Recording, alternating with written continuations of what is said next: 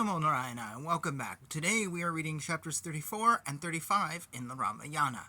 Chapter 34 is called Soorpanakha's description of Rama and Sita. Seeing that Soorpanakha speaking those unpalatable words, the angry Ravana, who was sitting in the middle of his ministers, said, "Who is Rama? How valorous is he? How does he look? How brave is he? For what reason has he entered Aranya? By using which weapons did he kill those innumerable numbered Rakshasas of Kara, as well as Triceras and Dushana?" When the king of Rakshasas asked like this, that Rakshasi, in very great anger, started describing about Rama faithfully. Rama is the son of Dasartha, who has long arms, broad eyes, dressed in deerskin and bark, and has the form like the god of love. His bow, which is banded in gold, is similar to that of Indra, drawing which he sends glittering iron bows, which are like snakes. In that war, I could not see Rama taking those dreadful arrows from the quiver, aiming those arrows and releasing them due to the speed at which it was done. I saw him destroying the great army by the rain of his arrows, which was just like Indra destroying the crops by the rain of hailstones. While standing alone, on foot only, he killed 14,000 Rakshasas with a gross form within 20 minutes, along with Kara and Dushana. Rama gave protection to the sages and made Dandanka a safe place for them, and that great one left me only alive, but after insulting me because he was not inclined to kill women as he follows laws. His brother Lakshmana is like him and has great luster and good qualities and is equal to him in his valor. That valorous one loves Rama and is his devotee, along with being his brother. He is impatient, invincible, very courageous, wins over all. He is wise and strong, and he is the right hand of Rama, and the soul of Rama moving around him. Rama's wife, Sita, has broad eyes and a face like the full moon, and is a dear one and is interested only in looking after her husband. She is famous, has pretty hair, a pretty nose, and a pretty form, and looks like the goddess in the forest, and was shining like the goddess of wealth. That auspicious one who shines with gold color, and has red-colored nails, and has a narrow waist, is the princess of Videha. I have not seen a lady with her pretty form earlier, ever on this earth, or among Devas, or Gandhavaras, or Yakshas, or among Kinnaras. If one gets Sita as a wife, or if she embraces anyone with love, he would live longer in this world than Devendra. She is of good character, praiseworthy in appearance, and incomparable, and she would be a matching wife to you, and you would be a matching husband to her. Oh, great armed one, when I was trying to get her, who has broad hips, big and erect breasts, from making her an auspicious face to be your wife, the very strong Lakshmana with cruelty disfigured me. If you were to see her, who has a face like the full moon, you would be affected by the arrows of the god of love. If in your opinion you want to make her your wife, you quickly raise your right foot, so that I will go there and make it happen. Oh, king of the Rakshasas, do a favorable act to the Rakshasas by killing that cruel Rama who lives in the Hermitage. If your sharp arrows kill that hero Lakshmana, then you can enjoy the widowed Sita as much as you like. If you like my words, without any hesitation, follow them. O king of the Rakshasas, O great Ravana, by your power, after properly assessing everything, forcibly abduct Sita, who is delicate and charming in all respects, and make her your wife.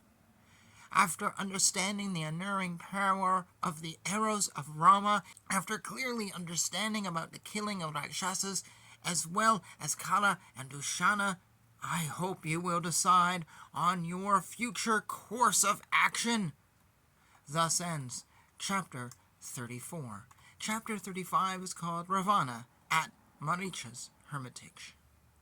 Then, thrilled by hearing the words of Soorpanakha, Ravana took leave from his ministers. thought about the task on hand, and went.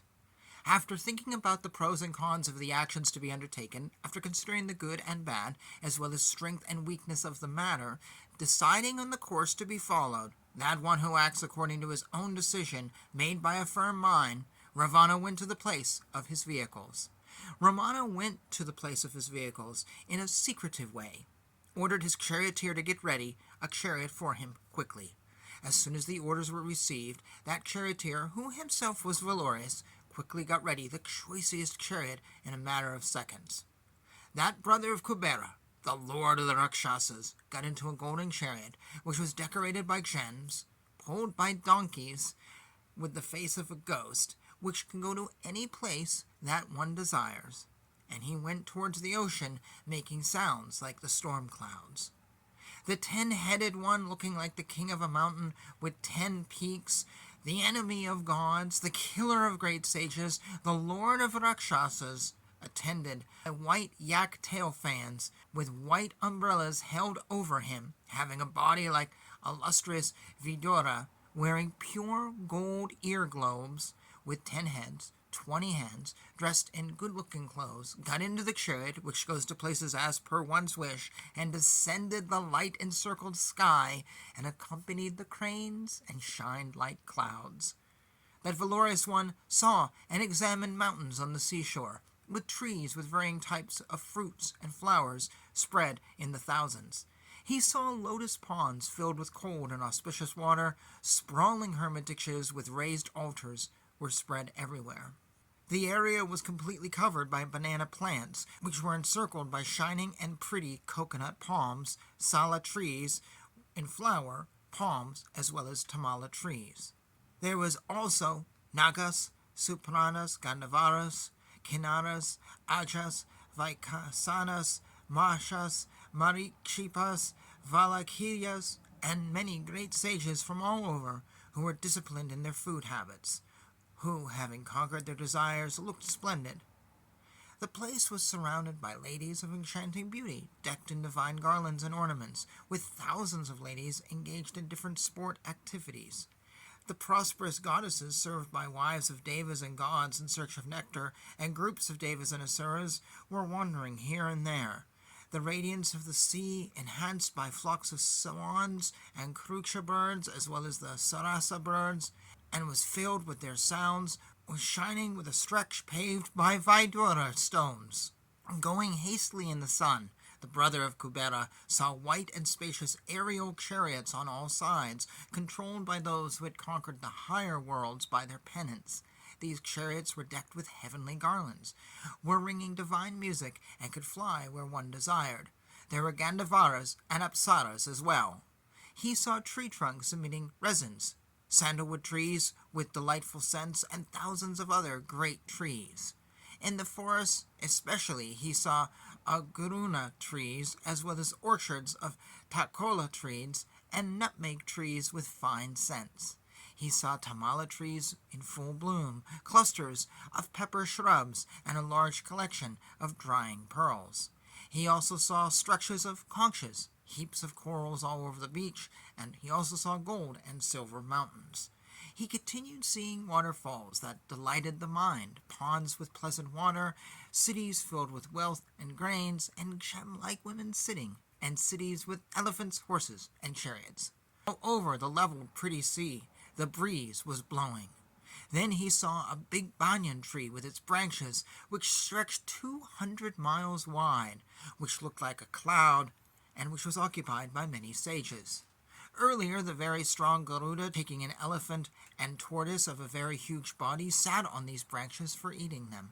When that great among winged creatures, Garuda, who was very strong, sat on the branch full of leaves, it broke due to the great weight. The great sages, Vaikanasa, Masha, Vailakila, Marikshipa, Aja, and Dumra, together were doing penance on that branch. Due to pity for them, Garuda carried the branch of 100 yojanas length, along with an elephant and tortoise with great speed.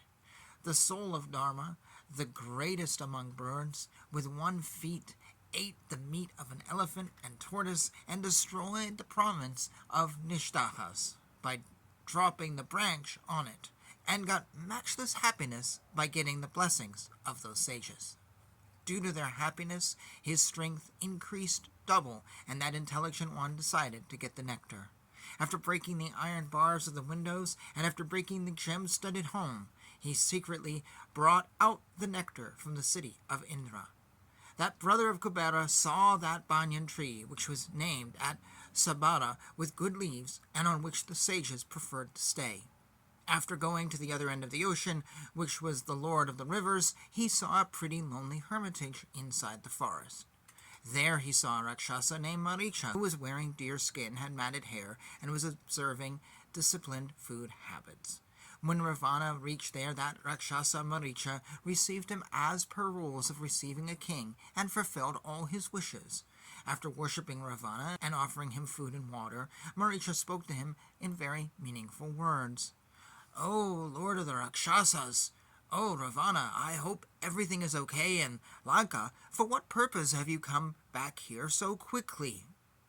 After that greatly illustrious Mareecha spoke these words, Ravana, an expert in speech, started telling Mareecha about the situation. Thus ends chapter 35.